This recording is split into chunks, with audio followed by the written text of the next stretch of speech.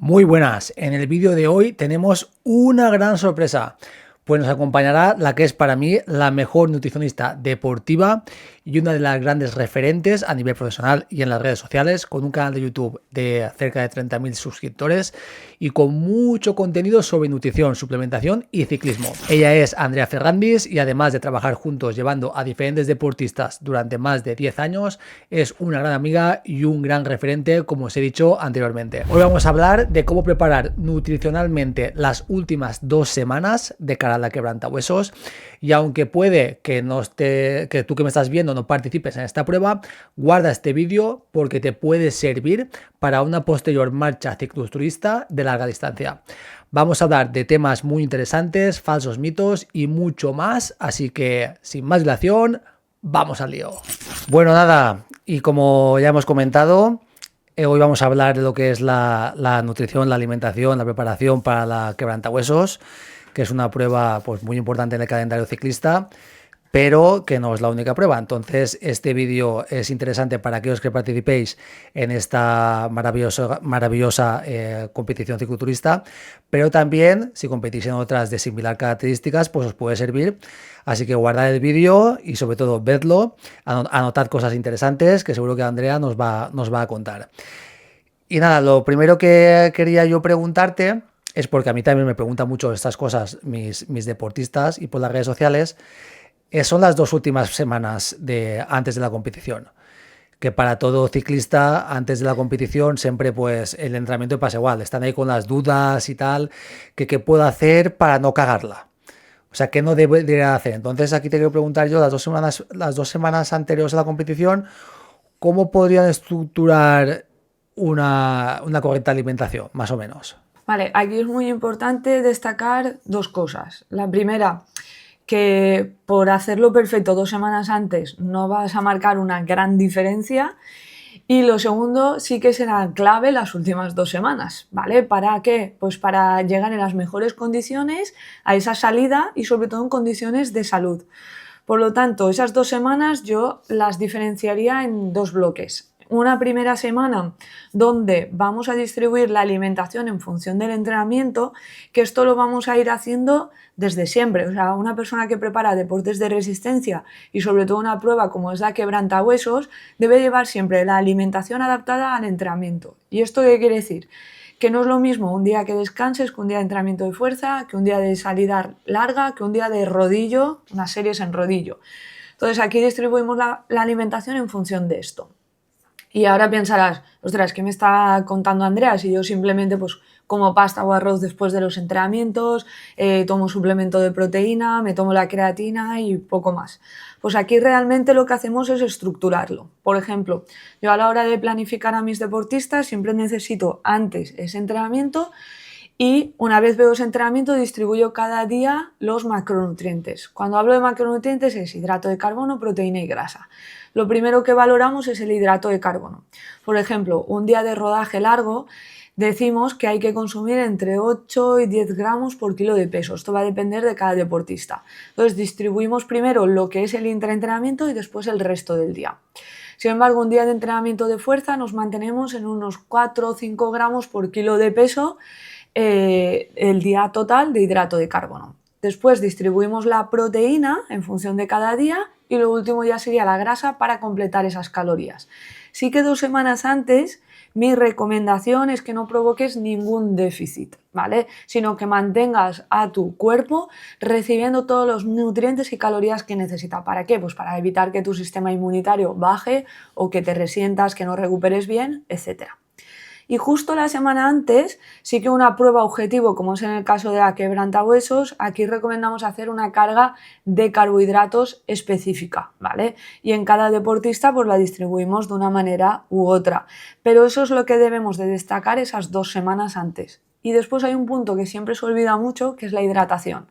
La hidratación siempre un deportista de resistencia la tiene que llevar al dedillo. ¿Por qué? Porque es otro de los factores limitantes del rendimiento. Pero si cabe más, 2 semanas antes a una prueba deportiva. Vale, entonces has nombrado una cosa que tenía yo aquí anotada, que era lo de la carga de hidratos. Entonces, por ejemplo, has comentado que depende del deportista, pero vamos a poner algún ejemplo de algún deportista tuyo. Pues cuando la semana previa, ¿a partir de qué día haces una carga de hidratos?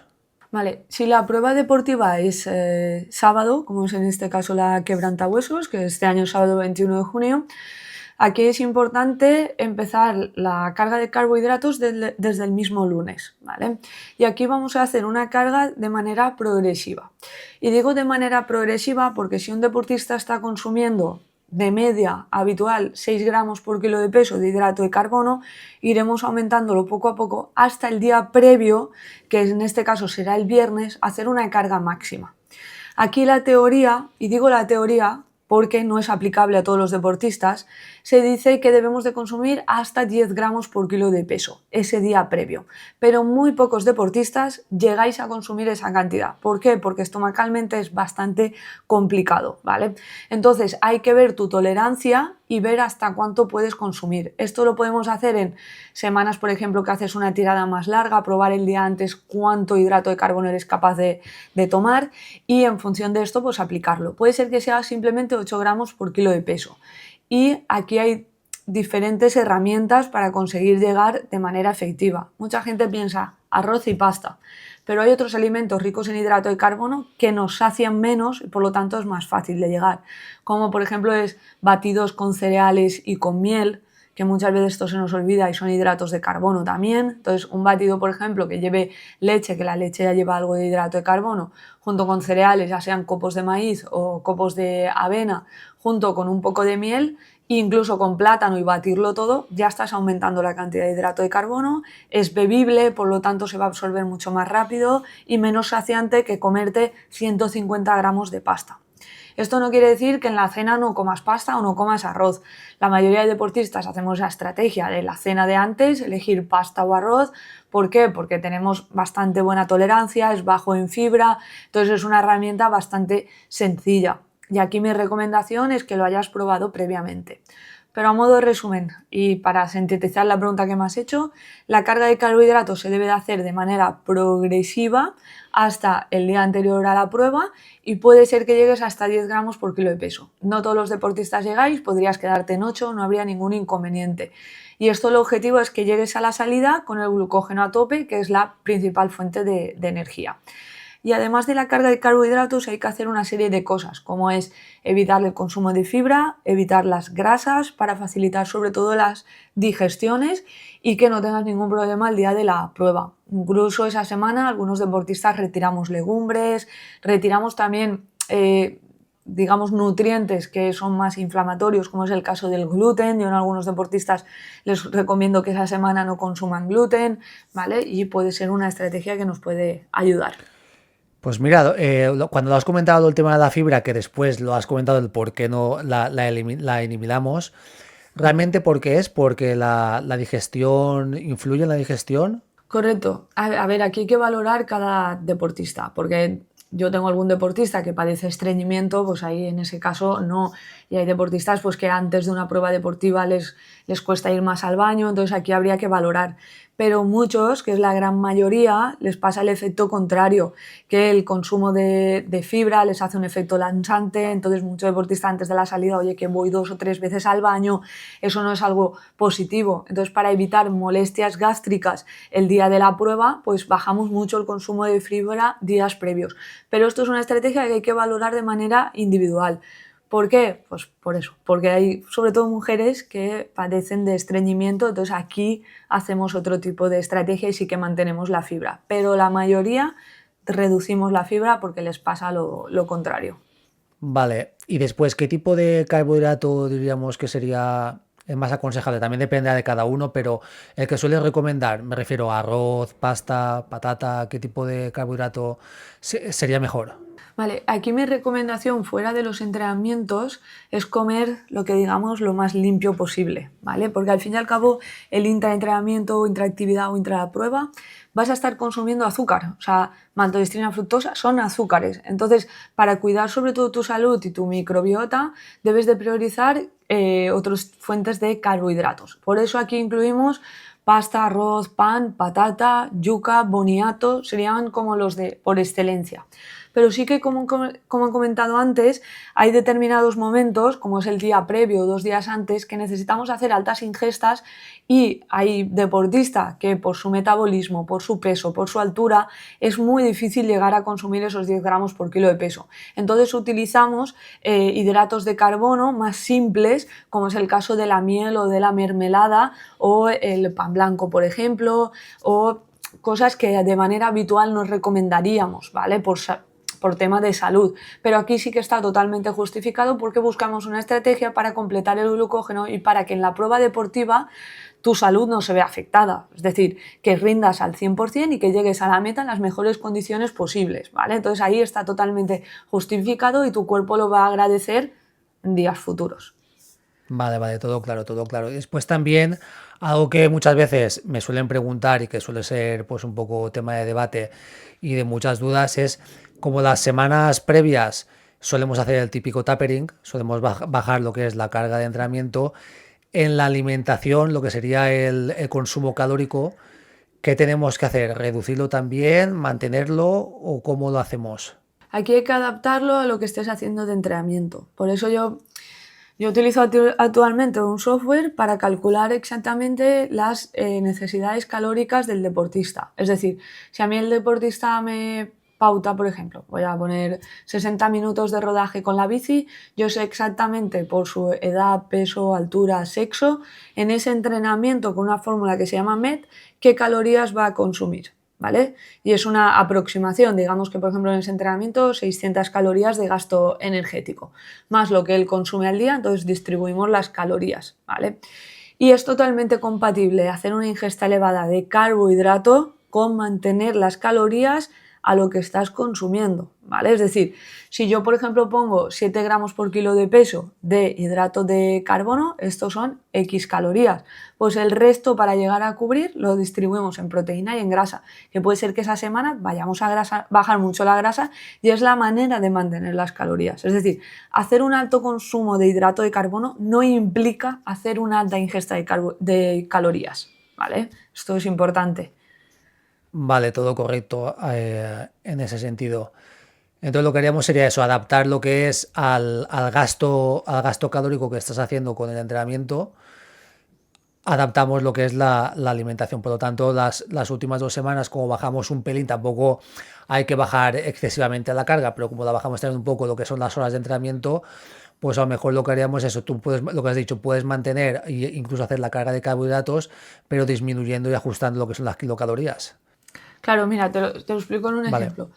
Si, por ejemplo, un día de tirada larga de 4 o 5 horas, o incluso de más, que ahora con la quebrantahuesos muchos de mis deportistas están haciendo ese tipo de salidas, bueno, la mayoría tienen el próximo fin de semana, no sé cuándo vas a publicar, pero bueno, que el próximo fin de semana van a hacer la última tirada larga de 7 o 8 horas, ¿vale? Aquí, por ejemplo, hay un consumo energético de 5.000 o 6.000 kilocalorías, ¿vale? Que es bastante elevado. Entonces ahí yo pauto entre unos 8 o 9 gramos por kilo de peso, ¿vale? De hidrato de carbono. Eso no va a llegar a 6.000 calorías, entonces tengo que cubrir con las grasas y con la proteína para llegar a esa ingesta de calorías, no solamente con el hidrato. La semana de antes de la quebrantahuesos, si por ejemplo tienes un rodaje de 1 hora, ahí será una ingesta calórica, pongamos, de 3.000 calorías.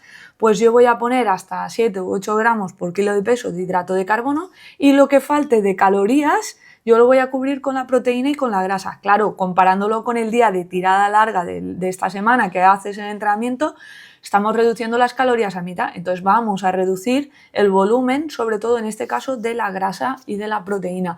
Pero el hidrato de carbono, como estamos en momento de carga, va a ser el que vamos a dar prioridad y es el que va a aportar la mayor parte de las calorías.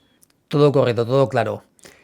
Después, otra cosa que eso que también me suelen preguntar, bueno, y encima tu canal, que habla bastante de suplementación, es el tema, sí, y que en el mundo del ciclismo pues está muy de moda.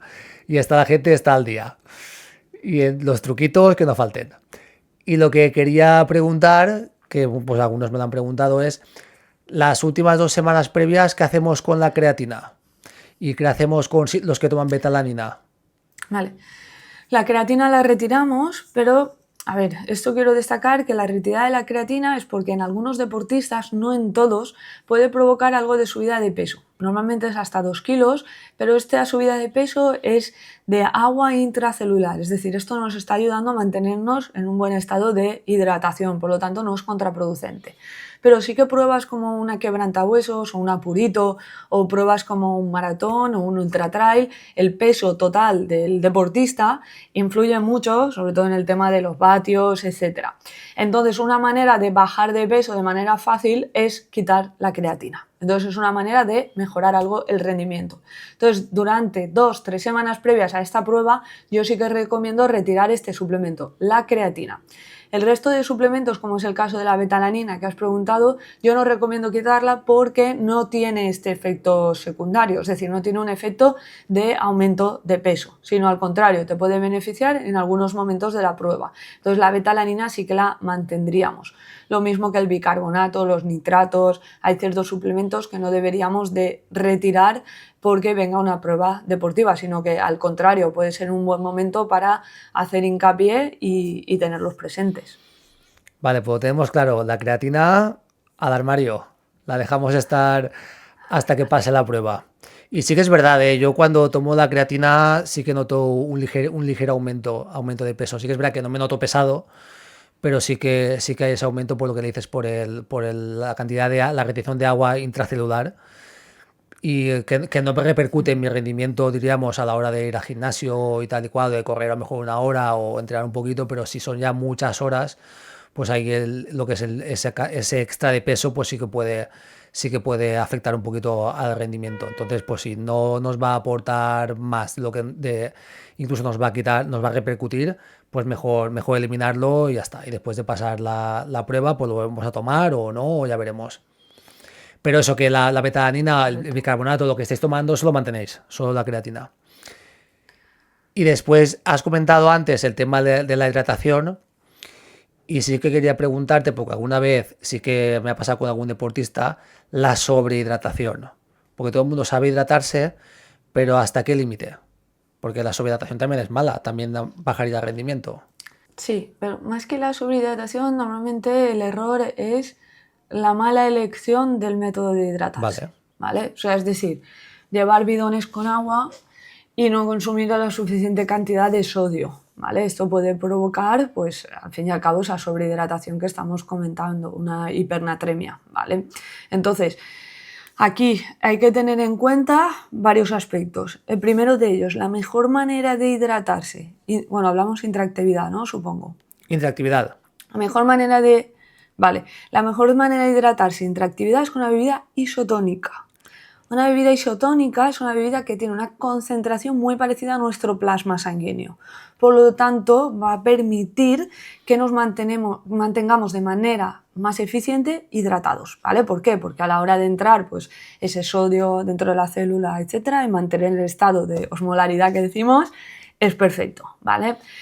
Mucho deportista no sabe realmente cómo preparar correctamente un bidón de isotónico, ¿vale? Y hay una fórmula muy básica que si llevas un bidón de 500 mililitros, 45 gramos deben de ser de contenido de hidrato de carbono y de sodio, que es lo básico, ¿vale? Que debe de llevar. El sodio debemos de consumir entre 400 y 1200 miligramos por hora, ¿vale? Como deportista.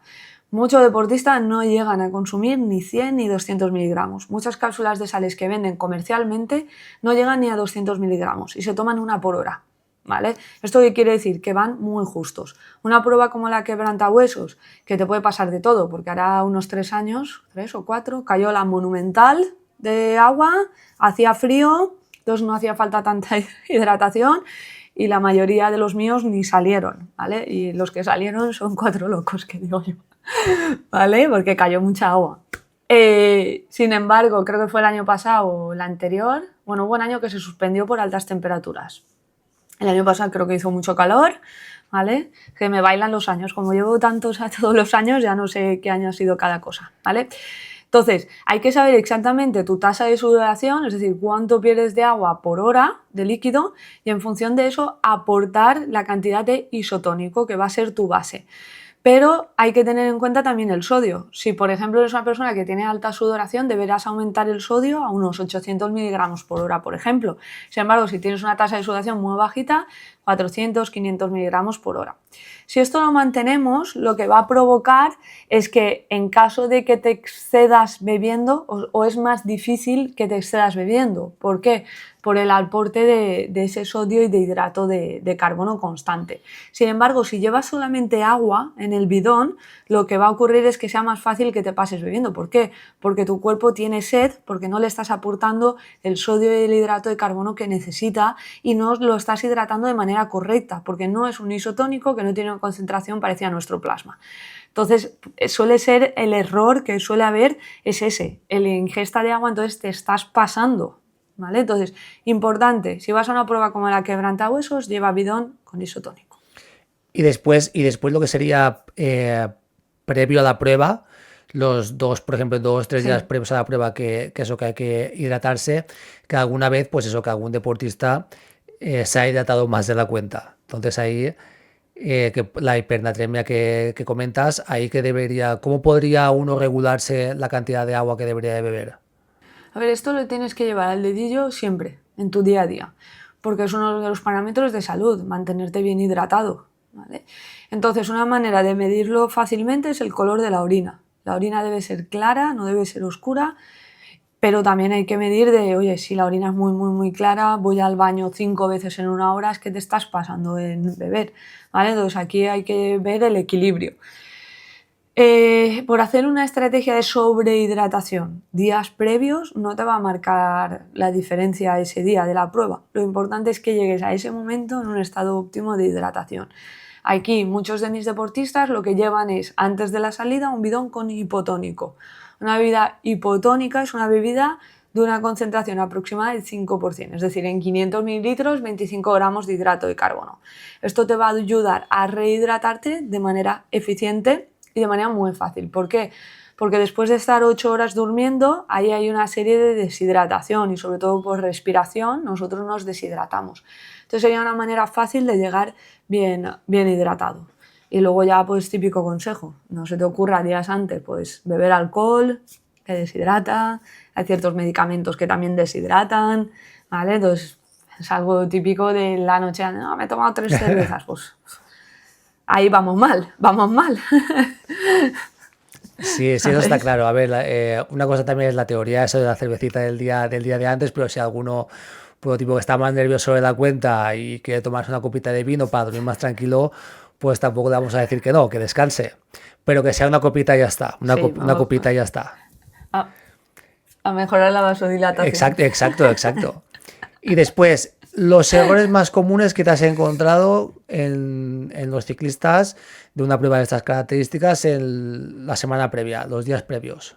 Para mí es darle demasiada importancia a la suplementación, es uno de los mayores errores. Entonces, estoy tomando esto y la alimentación un poco descuidada o desestructurada, no aplicada en función de los entrenamientos, ¿vale? Entonces, es uno de los errores más habituales, es, oye, tomo magnesio, tomo omega 3, tomo nitratos, bicarbonato, betalanina, creatina, tomo de todo, pero después yo simplemente me alimento de pasta, arroz, con carne picada, con latas de atún y poco más, ¿vale? Y todos los días igual, porque todos los días estoy entrenando, pero no tienes en cuenta qué tipo de entrenamiento, duración, etcétera, ¿vale? Entonces eso yo diría que es el error más destacable. El segundo de los días previos es hacer una carga de carbohidratos muy excesiva sin haberlo hecho nunca, ¿vale? Algún deportista me ha pasado que yo le he pautado la carga de carbohidratos y me ha dicho, Andrea, aquí la teoría dice que tengo que consumir 10 gramos por kilo de peso y no estamos llegando ni a 8. Y ahí la explicación de, oye, no has hecho nunca una ingesta hasta 10 gramos, pues igual no es el momento.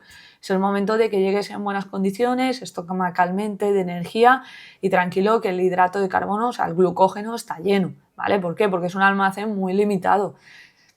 Depende mucho de genética, va entre 400 y 800 gramos, ¿vale? Cada persona es distinta, pero es bastante sencillo, digamos, llegar con el glucógeno lleno y no hace falta hacer grandes barbaridades. Y el tercer error es la hidratación. Yo creo que se le da muy poquita importancia, se piensa mucho en el consumo de geles, se piensa mucho en consumir cafeína, por ejemplo, muchas veces y mal consumida, pero no se tiene en cuenta la hidratación del día a día y la ingesta de sodio. Y es uno de los factores, yo diría que incluso más limitante que el hidrato de carbono. Y no hablo solamente por la aparición de calambres en carrera, sino que empieza a disminuir pues, la concentración, la fuerza, etcétera. Sí, Y sí. dice, no, es que el gel me ha sentado mal. A veces es la hidratación y no es el gel. Sí, y el impulso nervioso y tal, que también pues no es capaz Sí. de activar lo que serían las fibras musculares por la pérdida de hidratación, y lo que tú dices, la concentración, la falta de fuerza. Con un poco que estés deshidratado, el rendimiento empieza a bajar exponencialmente. Y es lo que tú dices, no se da tanta importancia como a los geles y las cápsulas de sales o lo que pueda haber, y al final es más fácil que eso, es más fácil llevar un bidón y tomar toda la cantidad de sodio que necesites, y así pues no tener ese bajón de energía. Y después Sí, dime, Oye, dime. que muchas veces se obsesionan en llegar a 90 gramos de hidrato de carbono por hora. Y yo siempre digo que sería mucho mejor llegar a consumir 60 gramos de hidrato de carbono por hora, aportándolo de manera constante en un bidón. ¿Por qué? Porque en un bidón tú vas aportando agua, hidrato de carbono y sodio. Lo estás bebiendo. Y si tú vas bebiendo cada 5 o 10 minutos un buen trago, puedes llegar a consumir 700 mililitros por hora. Y estás aportando todo lo que necesitas para mantener tu rendimiento. Porque los dos factores limitantes es, uno, bajada de reserva de glucógeno, y segundo es deshidratación. Ya está, o sea, no hay nada más limitante en lo que es a nivel nutricional en una prueba de este tipo.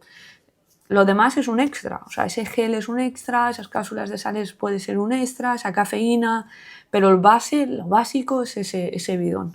Sí, sí, está muy claro. Y al final también lo que has comentado antes, todo el tema de la suplementación, de la farmacia, de magnesio, omega 3, se da mucho más valor a esto que a lo que dices tú de la nutrición en sí.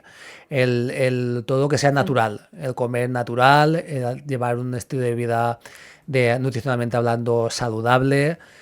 Y eso, que comer lo menos que sea químico, por decirlo de alguna manera, que no esté tratado. Claro, aquí muchos me preguntan o me debaten, ya sabes, en YouTube, pero es que estás recomendando azúcar, ¿vale? Cuando hablo de suplementación como es el isotónico, geles, etc.